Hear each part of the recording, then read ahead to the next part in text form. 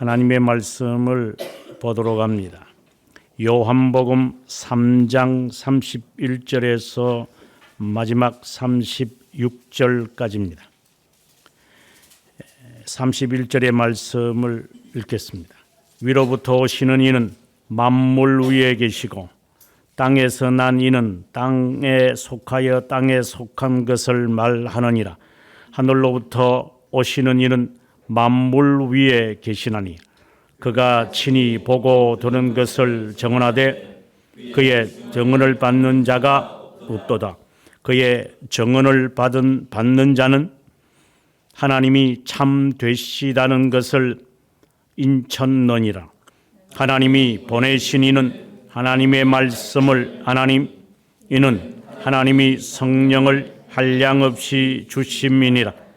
아버지께서 아들을 사랑하사 만물을 다 그의 손에 주셨으니 아들을 믿는 자에게는 영생이 있고 아들에게 순종하지 아니하는 자는 영생을 보지 못하고 도리어 하나님의 진노가 그 위에 머물러 있느니라.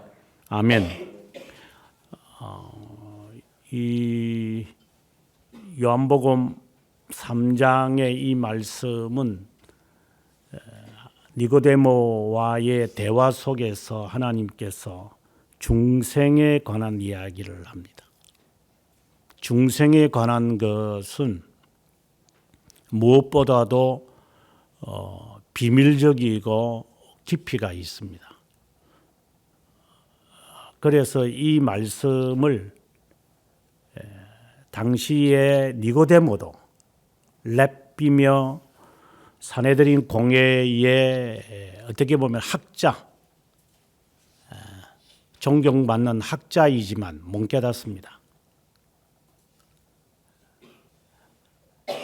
아마 여러분들도 중생에 대해서 잘 모를 겁니다. 중생에 대해서 진지하게 들어본 적이 거의 없기 때문일 겁니다. 지금까지 지나오면서 중생이 뭔지 명확하게 자신을 발견하기가 어렵습니다. 그런데 우리는 중생된 척합니다. 또 중생되기를 원합니다. 그것이 정말인지는 모르겠습니다만은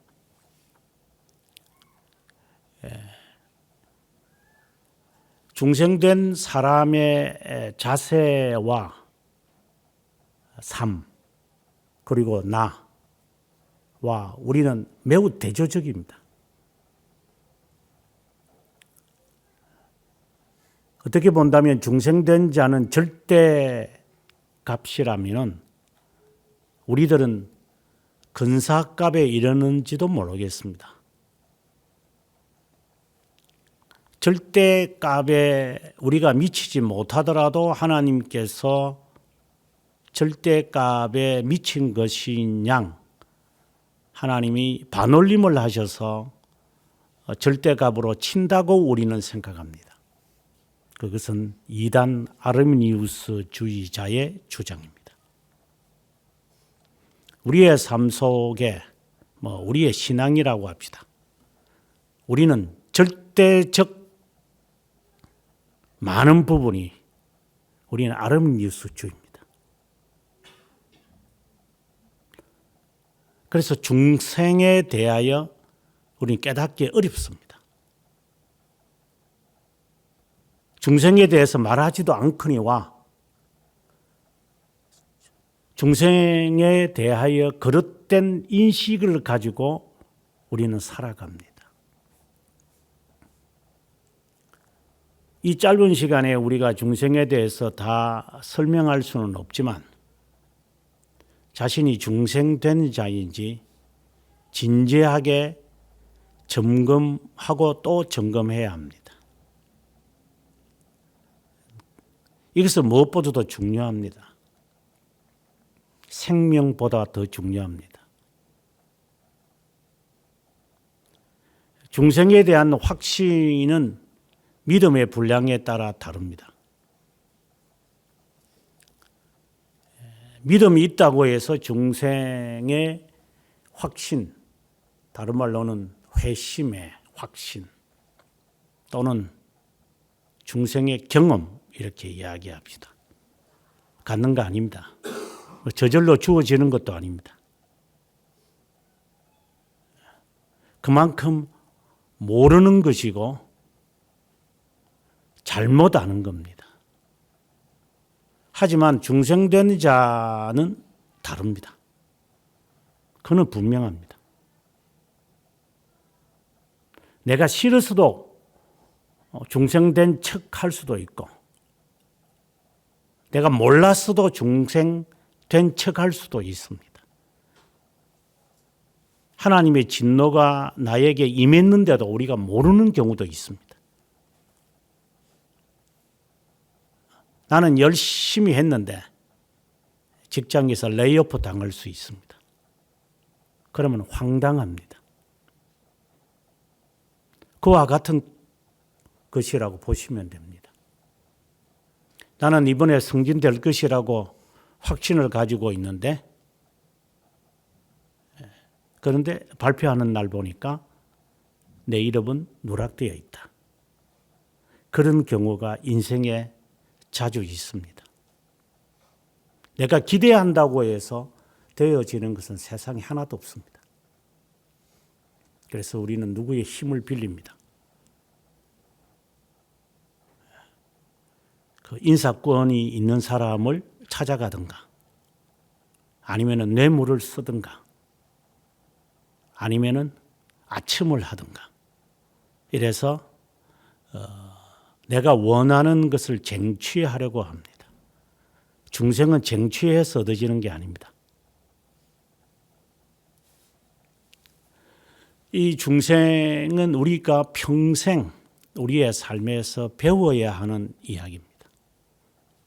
특별히 청교도는 중생에 대한 메시지를 빼놓지 않습니다. 중생된 자가 이 말씀을 들어야 하기 때문입니다. 중생되지 않은 자가 어떻게 말씀을 듣겠습니까?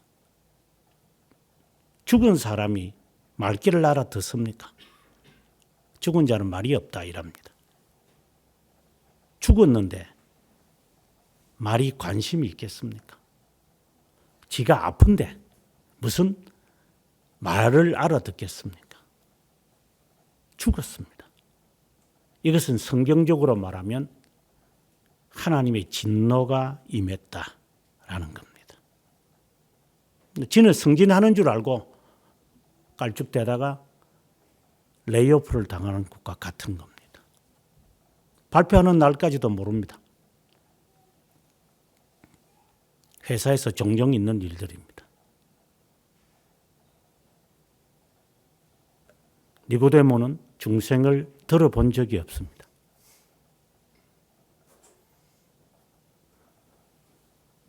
중생에 대한 질문을 그가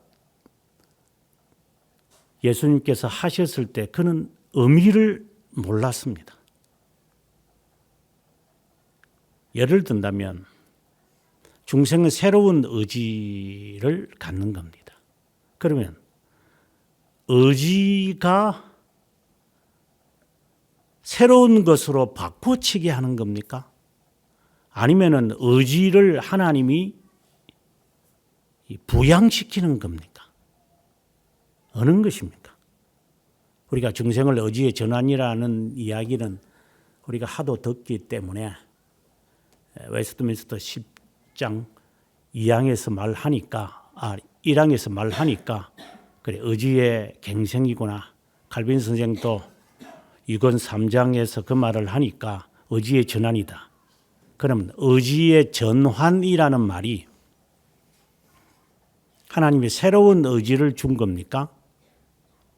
아니면은 있는 의지를 하나님께서 이제 좀 강화시키는 강장제와 같은 역할을 한 겁니까?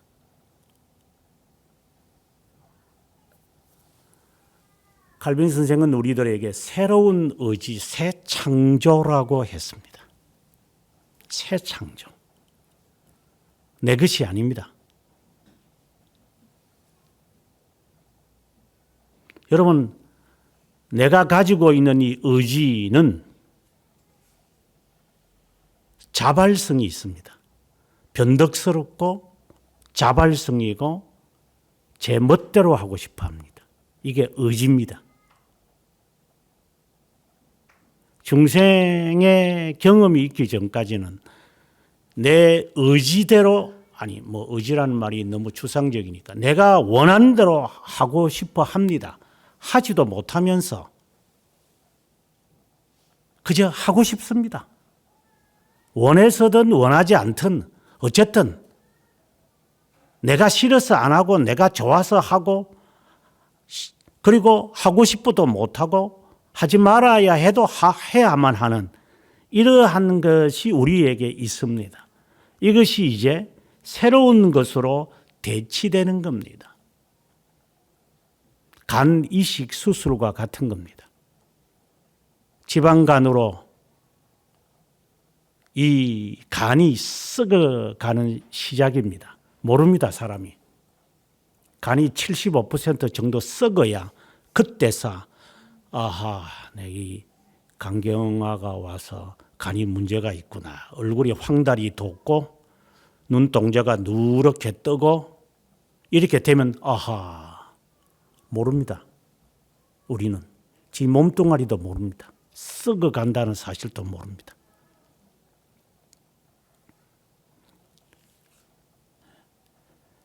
그것처럼 이 중생은 새로운 것으로 하나님께서 바꾸는 거지 썩어가는 것을 재생 에너지가 아닙니다. 새로운 의지입니다. 새 창조입니다. 그래서 새 사람입니다. 그래서 새로 이식 수술을 한 사람은 이것이 내 것이 아니기 때문에 나에게 적응이 되기 위해서 평생 약 먹어야 됩니다. 약을 안 먹으면 몸이 뒤틀립니다. 아니 하나님이 창조하시는데 뭘 그래요? 제가 예를 들은 겁니다. 하나님의 의지가 우리들에게 이식되었습니까? 그리고 트러블이 일어납니까? 그러면 왜 약을 먹지 않습니까? 그것이 우리가 흔히 말하는 하나님의 말씀입니다.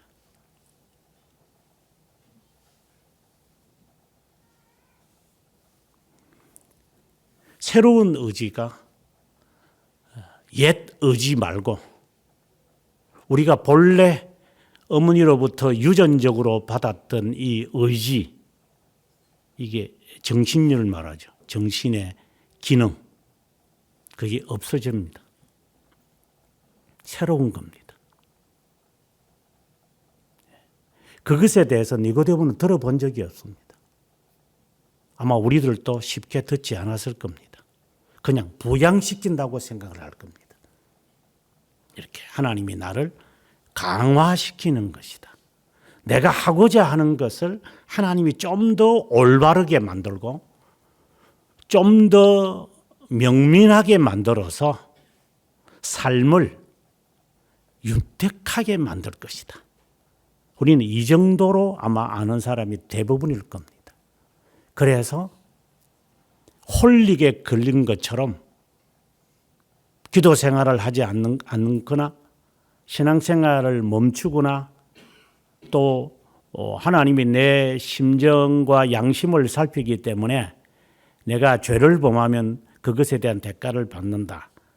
이제 이런 식으로의 벌을 면하기 위해서 불운이 나에게 닥치지 않기 위해서 그리고 조금이라도 잘 됐으면 좋겠다는 마음으로 우리는 신앙생활을 하는 것이지 자발적으로 하지는 않습니다. 자발적으로는 죄 짓고 싶은 겁니다. 이게 노예 의지라는 겁니다. 그래서 이식되어진 간처럼 이식되어진 이 새로운 의지, 하나님의 형상으로 사람을 만들고 영의 기능을 주께서 우리의 코에 집어넣었습니다. 그래서 성령께서 재창조하신 겁니다. 그래서 다른 삶을 산다 이렇게 보는 겁니다. 그래서 새로운 기능을 하나님이 줍니다. 내가 학교에서 배우고 누구에게서 얻었던 내가 갖고 있는 선천적인 어떤 것이 있구나 이렇게 생각을 했던 재주나 재능이나 재간과 이런 것들도 별로 의미가 없습니다. 내가 뭐 음대를 나왔다, 내가 뭐 공대를 나왔다, 내가 무슨 이공대를 나왔다. 중생된 사람하고는 상관이 없습니다. 하나님은 그 재주와 새로운 기능이 주어졌을 때는 다릅니다. 인생 가치관 자체를 바꾸어 버립니다. 그것을 우리가 과연 경험했을까? 조금 다르게 말한다면은 공부도 안 하는 놈이 진짜 공부합니다. 말도 안 듣는 놈이 어떻게 저렇게 사람이 온순해지는가? 확 바뀌어버립니다. 저렇게 포악한 인간이 저렇게 순한 양처럼 될 수가 있을까? 사람이 완전히 바뀌어버립니다. 이거는 하나님의 역사입니다. 인간이 만들어내는 것처럼 어설프게 하지 않습니다.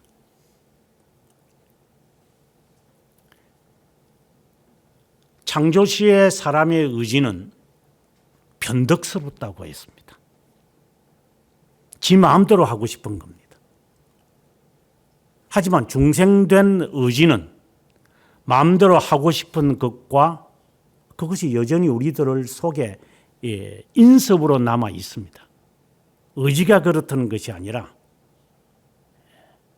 그 습관으로 내게 남아있는 이 습관성이 있습니다. 습관성. 수십 년 동안 살아오면서 나에게 묻어있는 이 습관이 있습니다. 이 더럽고 추한 게 있습니다. 그것이 더럽고 추하다는 것을 처절하게 깨달아야 됩니다. 그래서 도망치는 겁니다. 나는 다른 자기 때문에 다른 습관과 다른 태도와 다른 삶을 나는 삽니다. 이대로는 안 삽니다.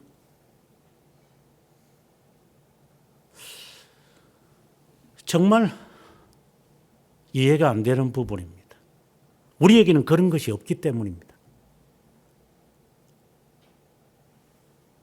나는 습관대로 사는데 나는 내가 아는 내 재능을 따라 나는 사는데 그래서 그거 하나님이 잘 보강해 주면 되는데 내가 뭐 더 원하는 것도 아니고 그냥 무탈하게 무사고로 살게끔 해주면 되는데 뭐 그 이상 바라지도 않는데 나는 욕심도 별로 없고 도둑질도 안 할 거고 그냥 배고프지만 않고 집 두 채도 필요 없고 그냥 단칸이라도 그냥 한 집에서 사는 건데 그 이상 원하지도 않는데 이게 습성입니다. 이 습성. 부모에게서 들었던 습성, 친구들에게서 들었던 습성, 듣고 배우고 알고 그리고 우리의 삶에서 겪었던 이 습관성으로 다져진 내 삶. 중생된 자는 아닙니다. 다릅니다. 꿈도 내가 하려고 했던 이 습관성, 이 꿈도 다 버려버립니다. 그리고 내가 바랐던 이 모든 그 꿈까지도 가졌던 꿈이 아니라 가질 꿈도 포기해버립니다. 이런 것이 우리에게 있는가? 아니, 꼭 버려야 중생의 경험을 하는 사람에게 예! 반드시 버리게 돼 있습니다.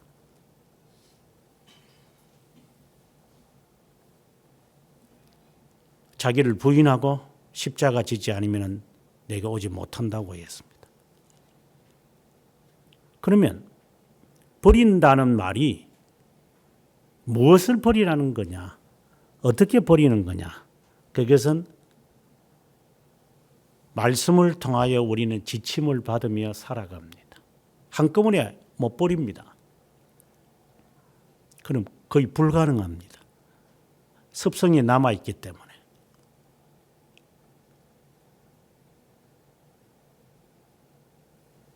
중생에 대해서 니고데모는 모릅니다.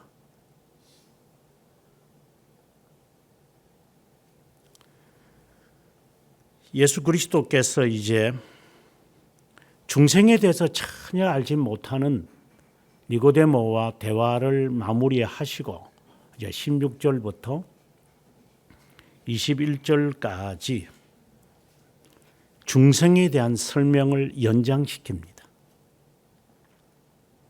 그리고 오늘 우리가 읽었던 31절부터 마지막 절까지는 세례 요한이 본 중생입니다.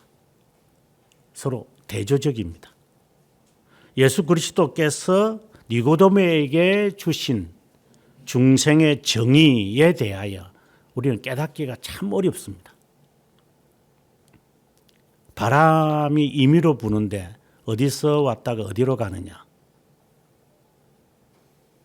니고데모는 한마디도 못합니다. 그리고 예수 그리스도가 이것에 대해 자세하게 이제 말씀을 하십니다.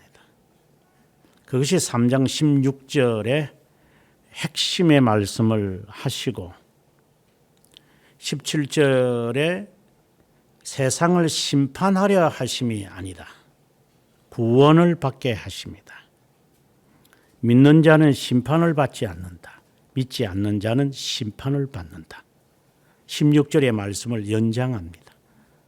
정죄는 이것인데 빛이 왔는데 사람들이 자기 행위가 악해서 빛보다 어두움을 사랑한다. 악을 행하는 자는 빛으로 오는 것을 두려워한다. 이것은 1장에서 예수님이 이미 사도 요한이 말한 것입니다. 빛이 세상에 왔지만 이게 특별히 8절에 보면은 빛이 이 빛에 대하여 정언하러 온 자, 빛이 세상에 왔지만 사람들은 그거 싫어합니다. 빛 자체를 싫어합니다. 드러날까 하며 자기가 이건 죄에 대한 겁니다. 제가 여러분들한테 죄에 대한 설교를 계속해서 하니까 아마 듣기 싫을 겁니다. 아, 또 죄에 대해서 이야기하는구나. 듣기 싫을 겁니다. 잔소리처럼 들릴 겁니다. 안 들어도 됩니다.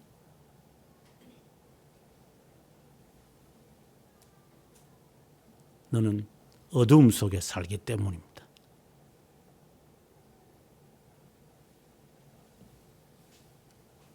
이미 빛에 대해서 이야기를 했고 그 빛에 대하여 증거하러 왔다고 이야기를 하고 있습니다. 7절에 보면 그가 증언하러 왔으니 빛에 대하여 증언하고 모든 사람이 자기로 말미암아 믿게 하려 하며 그는 이 빛이 아니요 이 이야기를 했습니다. 33절 3장 오늘 보면은 그 증언을 받은 자는 하나님이 참되시다 인쳤느니라. 앞에서 증언한 사람이 세례요한이고 세례요한이 다시 말하기를 오늘 본문에서 그가 친히 보고 들은 것을 증언하여 그의 정언을 받는 자가 없도다. 이렇게 말합니다. 앞에 있는 말씀을 1장에 있는 말씀을 다시 세례 요한이 어떻게 할 거라는 것을 반복하는 겁니다. 그 사이에 주님은 이제 16절부터 21절까지 이 말씀을 이제 하시는 겁니다. 그를 믿는 자는 심판을 받지 않고 믿지 않는 자는 심판을 받을 거다. 빛이 세상에 왔을 때 사람들이 행위가 악하기 때문에 빛보다 어둠을 더 사랑한다. 진리를 따른 자는 빛으로 온다. 행위가 하나님 안에 행한 것임을 나타내게 하려 합니다. 그래서 빛이 세상에 왔고 그 빛을 싫어합니다. 왜 싫어하죠? 드러날까 하며.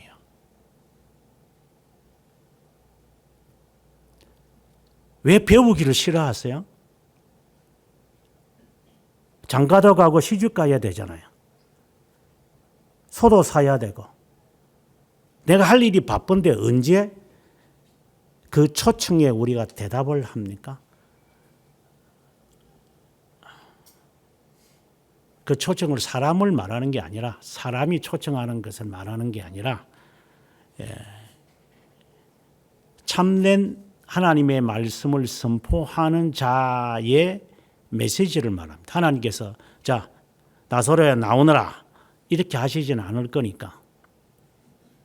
아니 그렇게 한다고 해도 그걸 듣기를 싫어합니다. 하나님은 표징을 보이셔서 표징된 것을 알리시잖아요.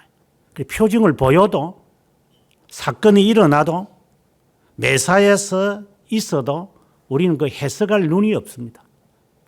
그래서 못 알아듣는데 이제 참된 메신저를 통하여 참된 메시지를 선포해도 듣기를 싫어하는데 어떡하라는 겁니까? 심판을 이미 받았느니라. 오늘 36절에서는 진노가 그 위에 머물렀다라고 다르게 표현을 합니다. 이 진노라는 말을 사도 요한은 처음이 아니라 여기에 유일하게 씁니다. 하나님의 진노가 빛을 싫어하는 자에게 이미 임했다. 돌토레이터 1장 4장에서는 왜 믿지 않을까? 진노가 임했기 때문에. 죄를 범하는 자에게는 하나님의 진노가 임합니다. 우리가 중생의 경험을 하기 전까지 우리는 진노의 자녀입니다. 이 말은 하나님이 화를 낸다는 말이 아닙니다. 하나님에 대해서 모르고 살아갑니다. 하나님에 대해서 알고자 할까요? 아닙니다. 앞서 말씀드린 대로 필요에 의해서 아는 것이 불과하지 그분을 사모하거나 앙모하지 않습니다. 우리는. 그냥 내 삶을 윤택하게만 해주세요. 더하지도 말고 덜하지도 않게 그냥 그렇게 내버려 두세요. 좀 제발 나를. 그냥 내가 배를 누르면 그때 깨시면 됩니다. 저는 벨보이기 때문에 우리는 그렇게 신앙생활을 합니다.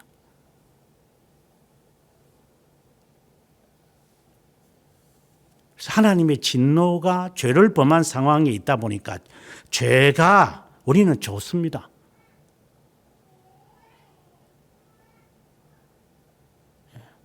죄가 좋습니다.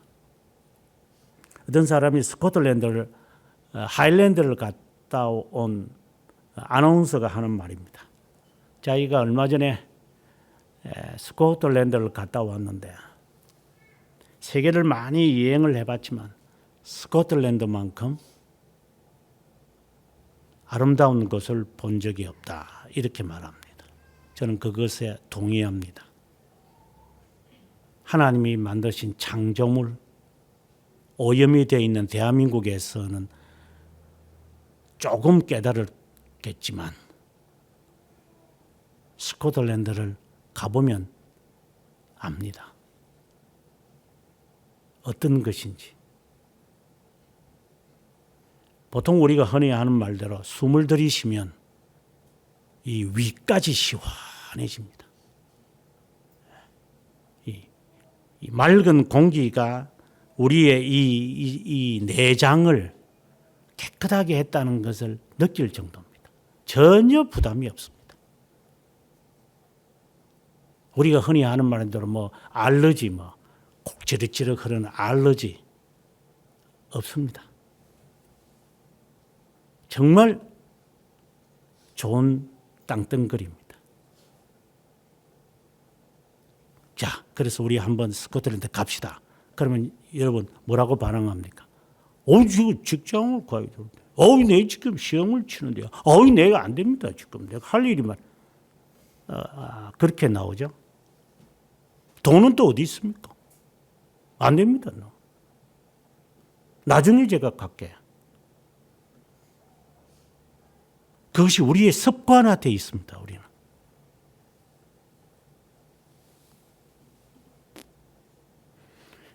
유사하게 빛에 대해서 말을 해도 빛에 나오는 것을 꺼립니다. 왜? 이 죄 짓는 것이 우리의 몸에 배어 있습니다. 이것이 하나님의 진노라고 하는 것을 못 깨닫습니다. 이 진노 속에 있다라고 하는 겁니다. 겨우 가봤자 동남아시아 가가지고 까보는 것만 배우고 옵니다.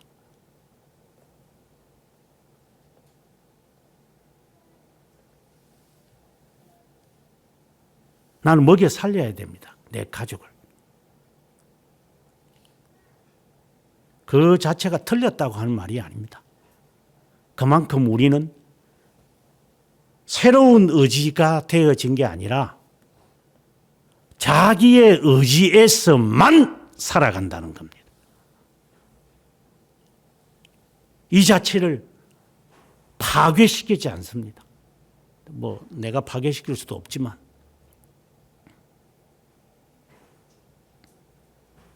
하나님의 진노가 임해서 빛으로 나오질 않고 주님을 믿지 않고 정죄를 받은 것이다. 예수님은 정죄를 받은 것이라고 말을 하고 사도 세례 요한은 진노가 임했다. 이렇게 표현을 하고 또 예수님은 죄가 드러날까 합니다. 이렇게 이야기를 하고 여기서는 세례 요한은 순종하지 않는다.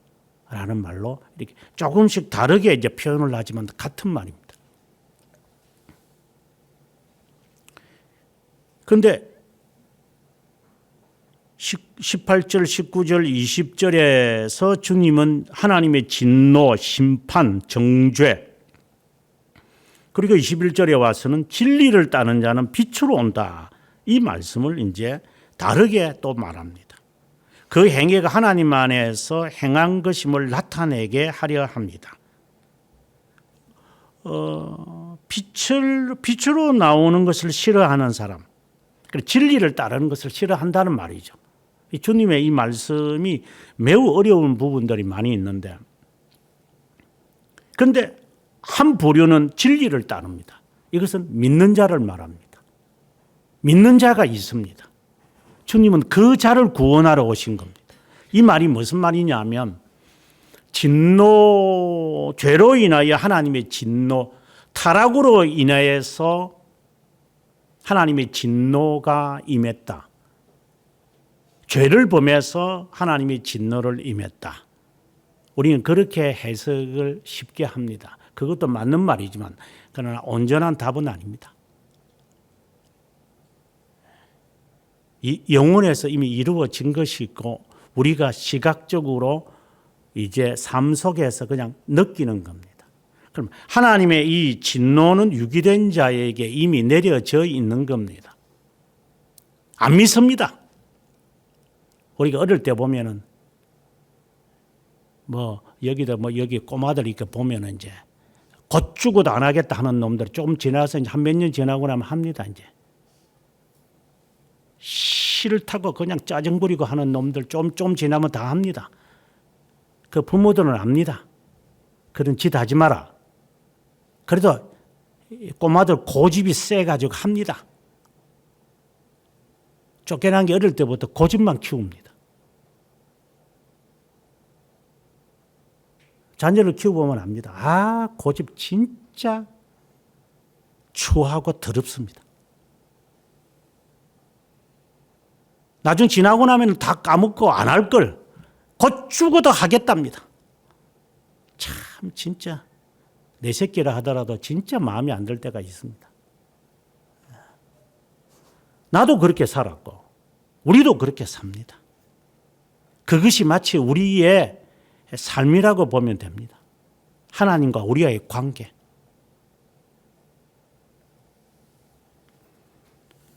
영원에서 이루어진 하나님의 작정의 진노입니다. 정의이기도 하고 진노입니다. 우리가 볼 때는 죄의 대가로 우리는 이제 죄가 드러나니까 나오지 않으려고 그러죠. 이것은 하나님의 진노다. 그러면 이 진노를 마치 구름을 거두어내면은 햇빛이 비추는 것처럼 이 진노를 거두어내는 거잖아요. 그래서 그리스도가 진노의 대상이 된 겁니다. 바로 그 말을 지금 하는 겁니다. 진리를 따르는 자는 빛으로 오나니. 왜? 어떻게 빛으로 올 수 있습니까? 어떻게 주님을 믿을 수 있습니까? 16절에 돌아가서 독생자를 주셨으니 이 말을 하는 겁니다. 이제 그 독생자에 대하여 이제 사도 세례 요한이 이제 설명을 합니다. 위로부터 오시는 이제 독생자가 하나님의 진노를 거두어내어서 인류 중에 일부는 진리를 따르고 빛으로 와서 그리스도를 믿습니다. 이거는 중생을 말하는 겁니다. 지금 중생을 지금 이 이야기를 풀어가는 겁니다. 그런데 이분은 만물 위에 계시고 땅에서 나뉘는 땅에 속하여 이분은 만물 위에 계셨다. 바로 창조자라고 하는 것을 지금 말씀합니다. 우리가 볼 때는 땅에서 난 이처럼 보입니다. 왜? 나사렛에서 무슨 중앙계, 귀한 게 있느냐 이 말을 하는 거니까. 나다나엘도 그럽니다. 나사렛에서 무슨 선지자가 난다는 거야. 말도 안 소리 하지 마. 저 지식을 어디서 배웠겠어? 저 요셉의 아들 아니야, 저 목수 말이야. 저 아들이잖아. 이렇게 이야기를 사람들이 나중에 가서 합니다. 그래서 땅에 속한 사람은 하늘로부터 오는 그 분에 대해서 이해하기가 어렵습니다. 그가 친히 보고 들은 것을 증언하되 이것은 예수 그리스도가 하나님이시기 때문에 하늘에 대한 이야기를 우리들에게 하지만 그것을 받는 자가 없다. 그러니까 주님의 메시지에 대하여 듣는 자가 없다. 다시 말합니다. 초청을 아무리 하더라도 유기된 자는 하나님이 보시는 관점에서는 진노가 임했기 때문에 하나님께 나오지 않을 것이고 인간의 입장에서 바라보면 지가 해야 될 일을 지가 하고 싶으니까 하려고 하는 것을 하고 싶으니까 하나님께 안 오는 겁니다. 딱 두 가지의 관점입니다. 예를 들어서 잠자는 애 깨워가지고 자 집에 와서 가자 할 때 아이들이 예 엄마 아빠 하고 방긋 웃으면서 깨는 놈 보셨습니까? 예? 이제 집에 와서 이제 일어났으니까 집에 가자 하는데도 앉아가지고 짜장 부릅니다. 짜증 부르고 소리치고 몸부림치고 이랍니다. 그렇지 않는 아이들 보셨습니까? 소리도 또 고래고래 새우 새끼면서 고래 소리 냅니다.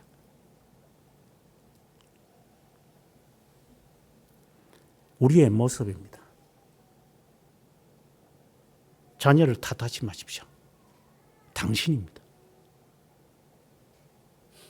그래서 여자와 어머니는 다릅니다. 까불거리는 여자와 엄마가 태어나서 지 모습을 볼 때 무섭습니다. 이제 또 나라는 존재가 또 만들어졌구나. 무서운 세상이 또 전개되겠구나. 또 이놈이 또 자라서 또 똑같은 놈을 또 만들어내겠구나. 무섭다.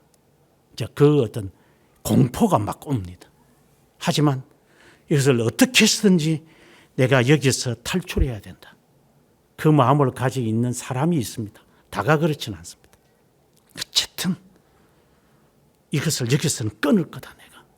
어떻게 해서든지 이 모습을 내 자손에게는 주지 않게 할 거다. 그는 각오를 가지고 사는 사람이 있고, 에이, 막 그렇게 살자 그냥. 다 그런데 뭐 이렇게 사는 부류도 있습니다. 그래서 그리스도의 이 말씀에 등한히 하는 사람이 있다 이 말입니다. 다 따르지 않습니다. 정언을 받는 자는 참되시다. 하나님이 참되시다. 하나님에 대하여 고백합니다. 하나님은 참이시다. 선하시다. 진리시다. 라는 것을 인정합니다. 하나님이 참이시기 때문에 거짓된 내가 이제 그 참으로 가기를 원합니다. 거짓인 내가 그것을 아까 말씀드린 대로 이 간이 썩어가는데도 모르는 나였기 때문에 하나님 새로운 이식을 해 주십시오. 하나님 이대로는 못 삽니다. 저는 이런 것이 강하게 자기 자신에게 남아 있습니다. 어떤 대가라도 내가 치르겠습니다. 그래서 돈 몇 천만 원 내면 됩니다. 수술 받으려면.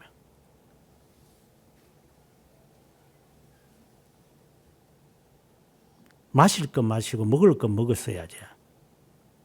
안 마실 거 마시고 먹을 거 안 먹고 해놨으니 네 몸이 제대로 됐겠냐.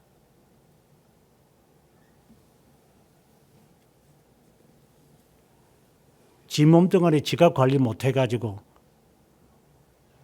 병에 걸려놓고 딴소리 합니다.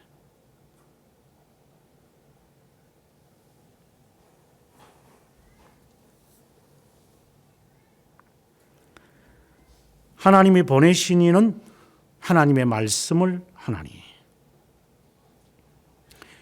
이것은 예수 그리스도의 정언, 친히 보고 들은 것을 정언하되라는 그 말씀과 같은 맥락. 하나님이 보냈다. 31절에는 위로부터 오셨다. 16절에서는 독생자를 주셨으니 같은 말씀입니다. 하나님의 말씀을 하나니 성령이 제한 없이 함께 하기 때문이다. 성령이 역사하신다는 겁니다. 아버지가 아들을 사랑하사 만물을 그 손에 주셨다.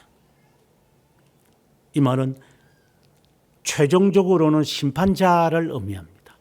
하나님 예수 그리스도가 심판하실 겁니다. 하지만 지금 여기에서는 그 의미보다도 그리스도 안에서 선택된 자에게 그 말씀을 들을 수 있게 하실 것이다 라고 하는 의미입니다.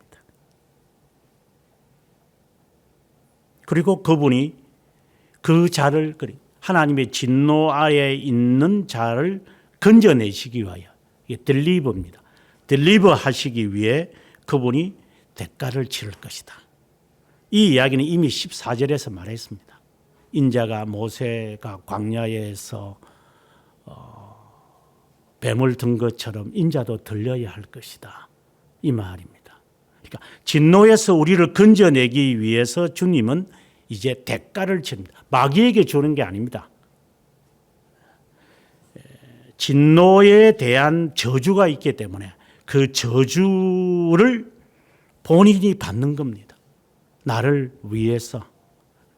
그 사실을 이 진리를 따르는 사람은 알아요. 그래서 그분 앞에 나오는 거예요.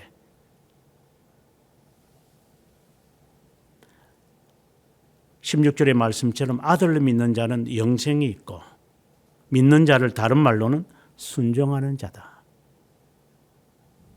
믿는 자는 순종하는 자다. 영생을 보지 못하고 진노가 그 위에 머물러 있기 때문이다. 그러니까 지금 중생은 의지의 변화라고 했습니다.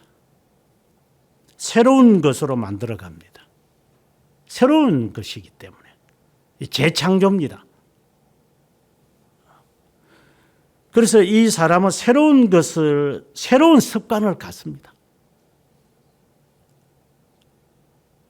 여러분, 이제 나중에 이게 참 신기한 것도 아니고 참 골치 아픈 건데.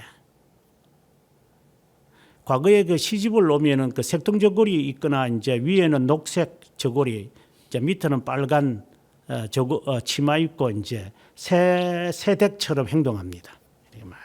이렇게 뭐 열심히 어머니가 하면 뭐 자가랍니다. 좀 지나 보십시오. 지가 이제 시부모 부려먹습니다.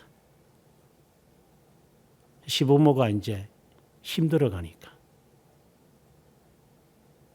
이제 거기는 노쇠해 갑니다. 이제 지는 이제 자식 놓고 이제 어느 정도 이제 재정 권한이 있습니다. 그러면 이제 시부모가 이제 비천하게 보입니다. 참 꼴값을 떠는 거죠. 그러면 이럽니다. 과거에 나한테 그렇게 부려먹더니만 이제 꼴 줘서 한번 당해보니까 줘서 이렇게 하면서 이제 또 지는 후환이 두려워서 새로 들어오는 새댁을 또 부려먹습니다. 이게 여성들이 갖고 있는 한이고 아주 못된 버르장머리들입니다.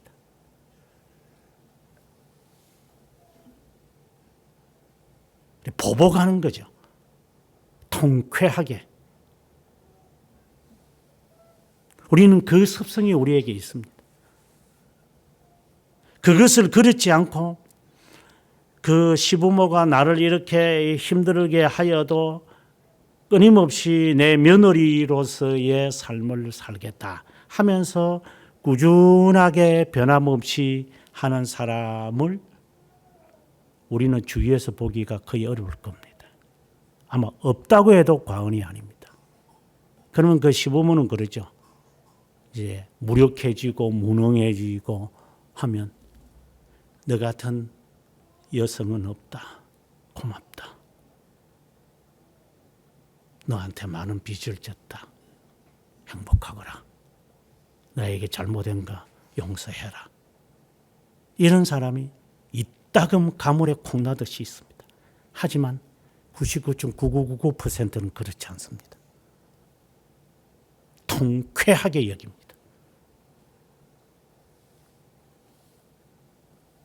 나중에 돼 보십시오. 당신은 똑같이 할 겁니다.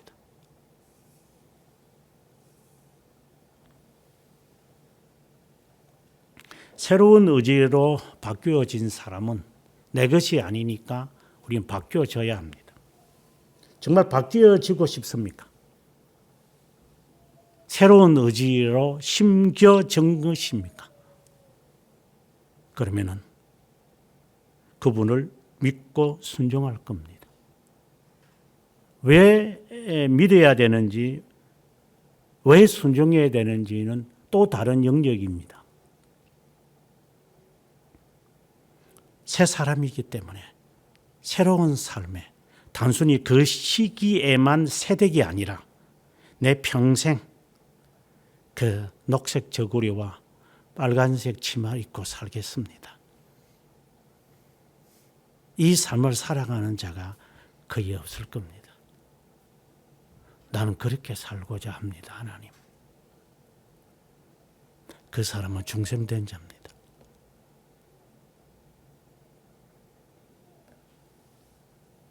그런 사람이 되고 싶다면 진리로, 빛으로 그분을 알아야 합니다. 그분이 참 하나님이고 참 사람이시기 때문에 우스운 경고를 합니다. 연속극 보지 마라. 쓸데없는 인간상을 그리지 말고 간땡이만 부어가지고 어떤 여자들은 쇼핑에 그렇게 관심이 있는 여자들. 안 믿는 사람들이 있어 자연스러운 거지만 예수쟁이들은 그렇지 않습니다. 필요하니까 요거는 정말 필요하겠다. 그러나 조금 더 내가 호기심에서 하는 거 아니야? 갑작스럽게 막 그냥 이렇게 충동 구매 아니야? 좀 기다려 봐야지. 그거 없으면 안 되겠는데? 하면 좀 더 기다리고. 정말 필요하구나.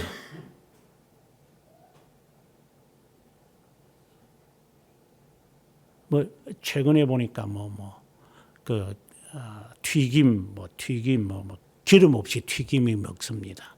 그래서 사람들이 충동 구매해가지고 샀다가 그게 몸에 건강에 좋지 않으니까 그대로 이제 먼지로 쌓아놓는 게 있을 겁니다. 당신은 고쳐야 합니다. 아주 우스운 신뢰라고 했습니다. 그와 같은 겁니다.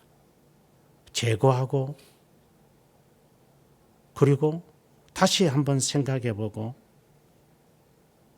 돌아서서 생각해보고 그리고 시간이 지나고 난 다음에 생각해보아서 이게 정말 나에게 용이한 거겠구나 하는 것하고 촉이 왔다.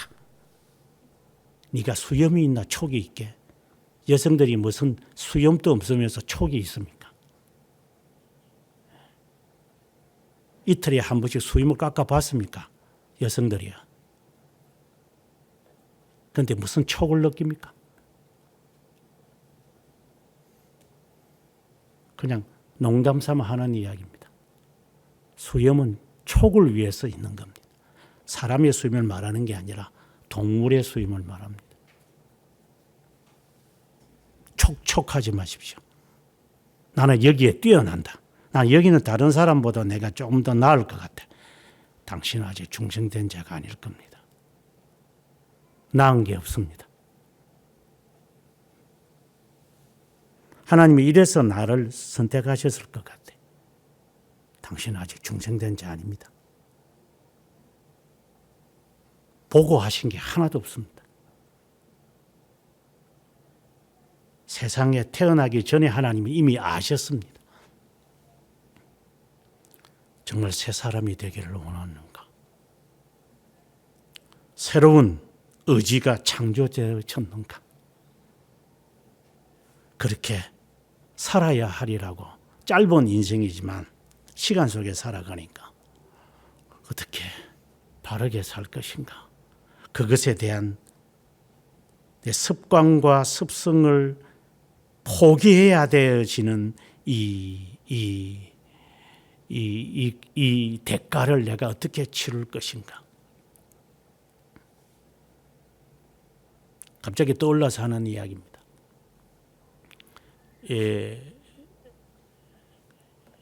근육이 있어야 사람이 튼튼해진다 이렇게 이야기들을 합니다. 어떻게 근력이라는 것은 30대 사람마다 다르지만 30대 중반부터 근력은 상실하게 됩니다.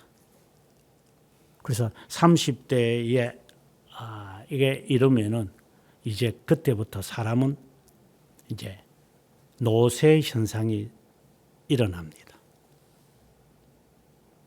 지는 아니라고 하지만 그건 어쩔 수 없습니다. 그 머리카락 빠지는 거 보면 압니다. 머리카락이 빠지기 시작했다는 것은 이미 너는 노쇠 현상이 이미 75%가 진행된 겁니다. 겉으로는 화려하게 보여도 아무 소용이 없습니다. 장사도 없습니다. 그래서 사람들은 근력 운동을 합니다. 근육이 생기는 겁니다. 쇠퇴하는 것을 지금 이 산이 자라나는 거 보세요. 도토리만한 놈이 이제 그 빗자루처럼 좀 크고 있습니다. 좀 있으면 이제 이놈이 그 골격에서 이제 근육들이 붙겠죠.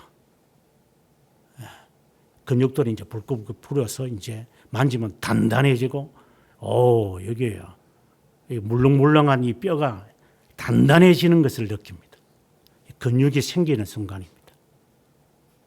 미안하지만 20년 후에는 사라집니다. 그럼 그것을 보충하려고 우리는 할 겁니다. 저도 마찬가지 우리 모두입니다. 그러면 대가를 치러야 됩니다. 본래 있던 죽었던 이 근육을 파괴시키고 그 파괴되어지는 그 틈 사이에 새로운 섬유질이 엎어지면서 더해지면서 이제 근육으로 바뀌어집니다. 파괴되어야 됩니다. 본래 있던 근육이 파괴되어야 근육이 생깁니다. 본래 있던 근육질 별로 필요 없습니다. 새로운 것으로 섬유질이 형성이 되면서 대치 운동이 일어날 겁니다. 그러다가 또 한 3일 안 해보십시오. 제자리 또 다시 돌아옵니다. 지 몸뚱아리도 얼마 가지 못해서 쇠퇴합니다. 이것을 아직 인식하지 못했다면 당신은 아직 중생의 경험을 한 게 아닙니다. 대가를 치러야 될 겁니다. 하나님 앞에 나와서 중생의 경험을 한 자로서 그렇게 살지 못한 것에 대한 대가를, 고통을 겪으면서 자신을 보강해 가야 합니다. 보강하는 것은 거의 죽는 것과 같습니다. 그렇게 하지 않았을 때는 그 삶을 주지 못합니다. 여러분 스스로가 내가 중생의 경험이 있는지 항상 점검하면서 옛 의지에 따라 노예가 되지 말고 새로운 의지를 따라 살아가기를 바랍니다.